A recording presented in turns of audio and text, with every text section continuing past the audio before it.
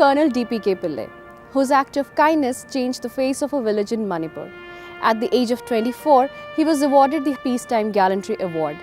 This set an example for all of us to what is our duty towards our fellow countrymen. Colonel DPK Pillay is an hero for us. We salute him.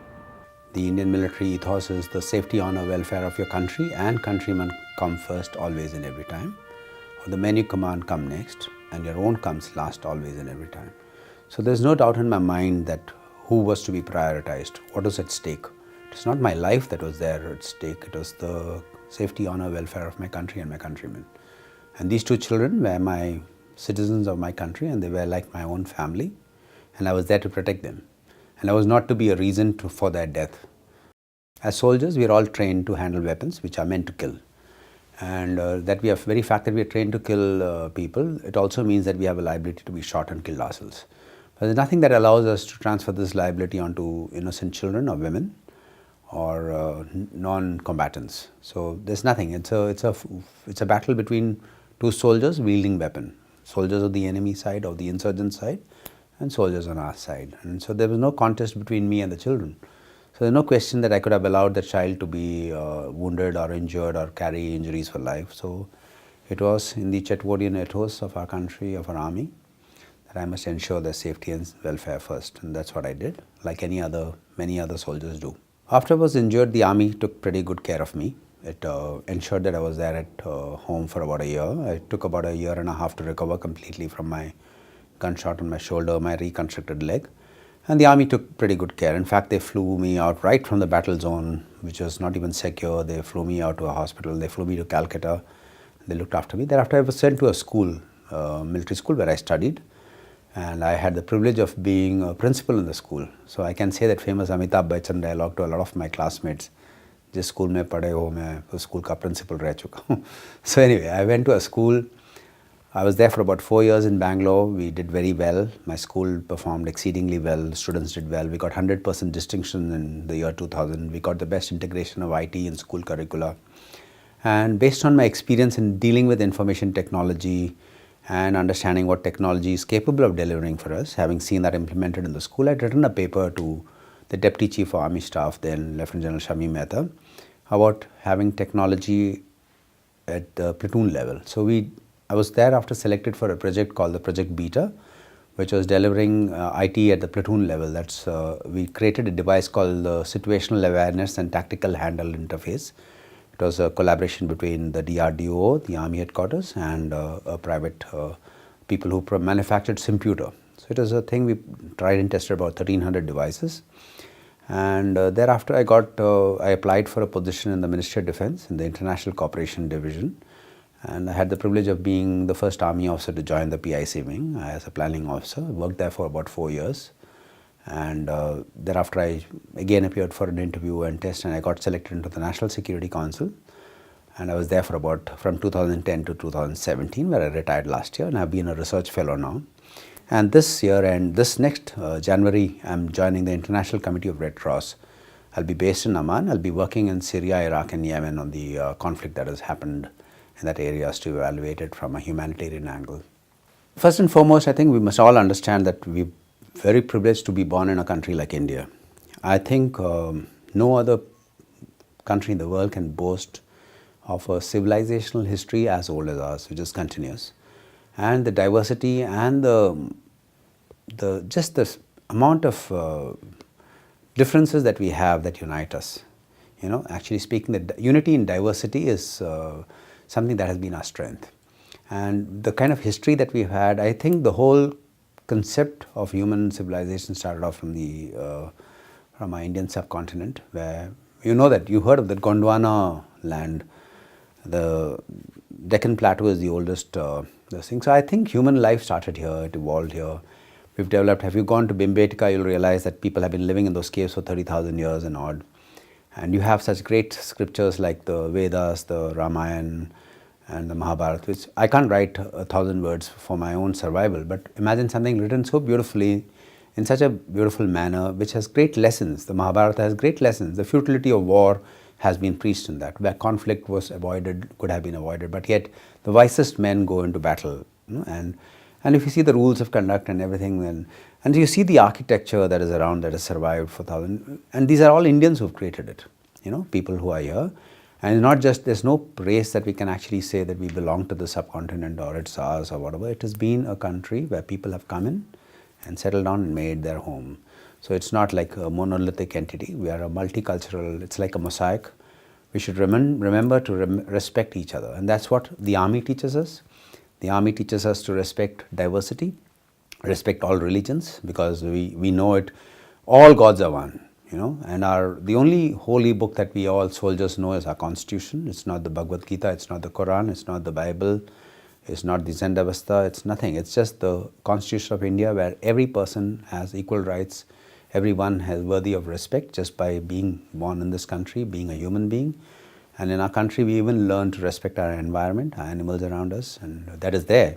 What we see are aberrations. I would like our people, our countrymen, not to be carried away by what you hear and say, and be the change that you want to see in others.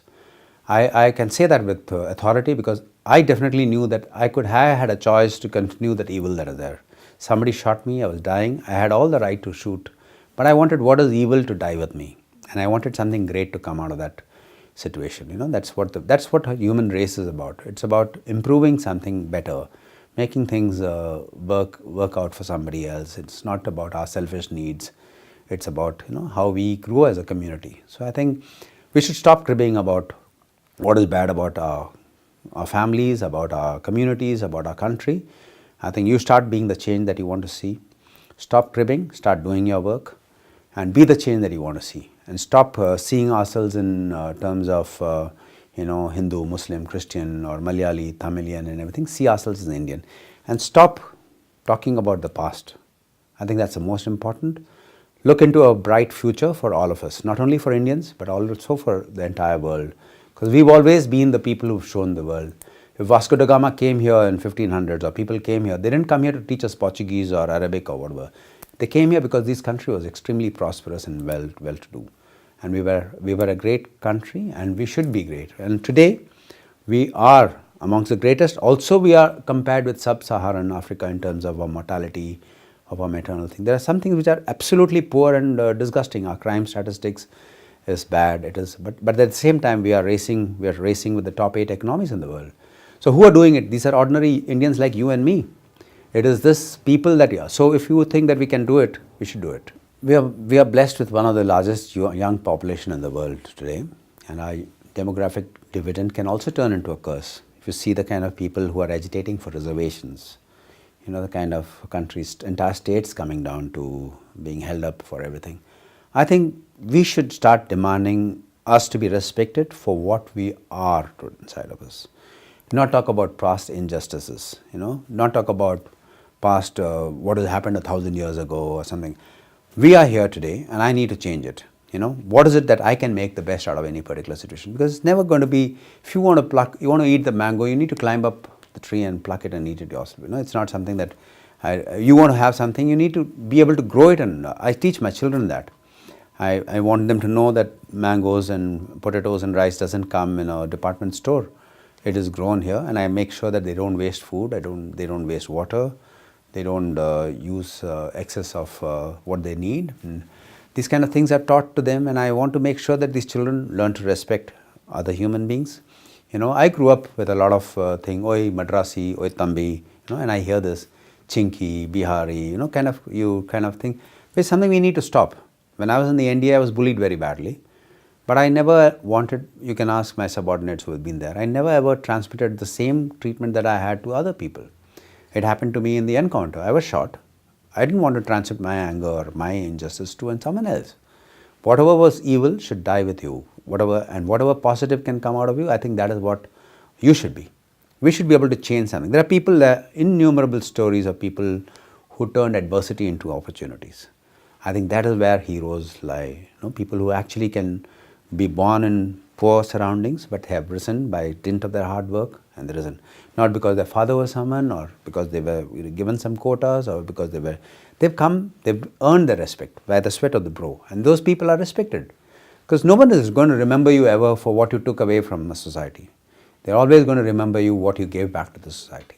I want tomorrow's India to be a beacon of hope for the rest of the world. The world that is being repeatedly torn down by narrow walls, torn down in identities. You see America, which was supposed to be one of the greatest countries in the world, being torn down. But I don't want that thing to happen here in our country. I want our country to show to the world, as we have in the past, like I mentioned to you, people came here. I want India and Indians to show the way to the rest of the world. And I want Indians, tomorrow's Indians, to remember the yesterday's Indians who have actually made them what they are today. This freedom that we enjoy here, the liberties that we enjoy here, has been earned by people who sacrificed a lot. Our freedom fighters, our soldiers, our policemen, a lot of hardworking Indians, citizens and others have actually contributed to making us what we are. And we cannot take claim by a particular community. It's been every hue and cry, every shade of people have actually contributed to making India what it is. It can't be. So I want them to remember India belongs to all of us. India belongs to the rest of the world. And India should be a beacon to the rest of the world on how multiple communities, multiple religion, multiple identities live together. 1/6 of humanity united by nothing but just our constitution and our love for each other. Tomorrow's India, let's start with I.